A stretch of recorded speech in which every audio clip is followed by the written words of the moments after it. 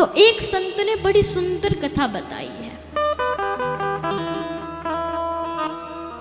कहा एक बार जब भगवान अपनी लीला पूर्ण कर कर आए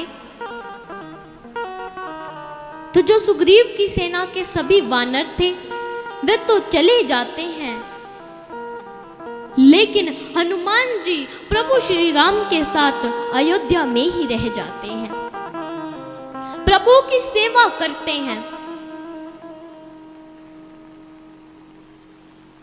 तो अवधवासियों को यह अच्छा नहीं लगा। तो एक बार सभी बैठे और आपस में बात की। कहा कि अरे हनुमान जी तो प्रभु के सारे कार्य कर लेते हैं, हमें तो कुछ करने ही नहीं देते, क्या करें? जानकी जी ने बताया एक कार्य करते हैं, हम प्रभु की सेवाओं को बांट लेते हैं, तब कोई सेवा बचेगी ही नहीं और हनुमान जी भवन में भी नहीं आएंगे। अच्छा अवसर है। सभी ने अपनी अपनी सेवा बांट ली और सूची बना ली।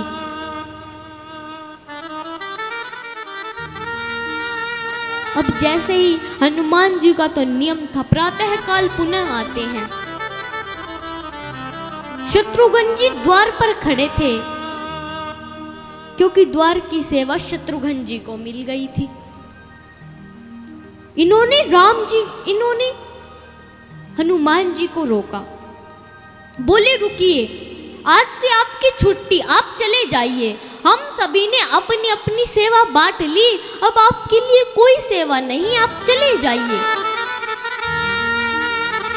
हनुमान जी ने जैसे ही यह वाक्य सुना तो पहले तो सोचने लगते हैं,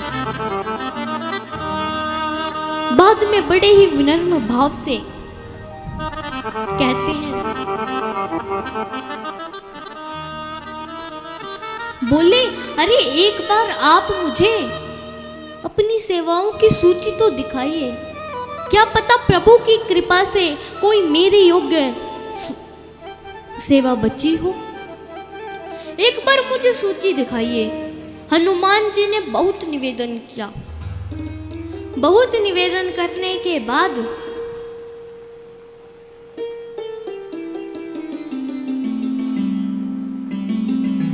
शत्रुघ्न जी ने हनुमान जी को सूची दिखा दी। ऊपर से लेके नीचे तक हनुमान जी ने सारी सेवाओं को देखा और एकदम प्रसन्न हो गए। बोले अरे अब अच्छा हुआ, हमारे योग्य एक सेवा तो अभी भी बची हुई है। शत्रुघ्न जी ने पूछा कौन सी? हमने तो सभी सेवाएं बांट ली, तुम्हारे लिए कोई सेवा नहीं है। हनुमान जी ने कहा कि अरे जब प्रभु को जो भाई आएगी तब उन्हें चुटकी कौन बजाएगा, वह सेवा तो रह ही गई। शत्रुघ्न जी क्या बोले, तुरंत कह दिया कि ठीक है हनुमान, यह सेवा तुम ले लो। कहा यह सेवा तुम ले लो। अब हनुमान जी तो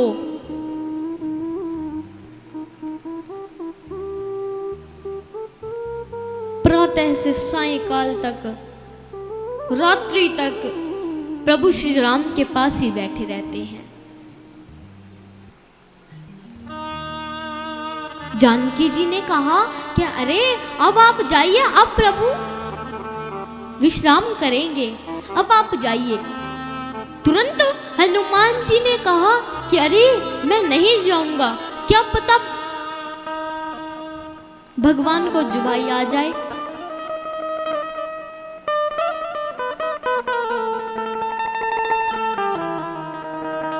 जानकी जी ने कहा जब आएगी तो हम आपको बुला लेंगे, आप चिंता मत करो। हनुमान जी नहीं जाते। हनुमान जी के योग्य एक सेवा बची रही और हनुमान जी को भगवान के पास रहने का भी अवसर मिल गया। हनुमान जी जो चाहते थे वही हो गया। बोलिए सियावर रामचंद्र भगवान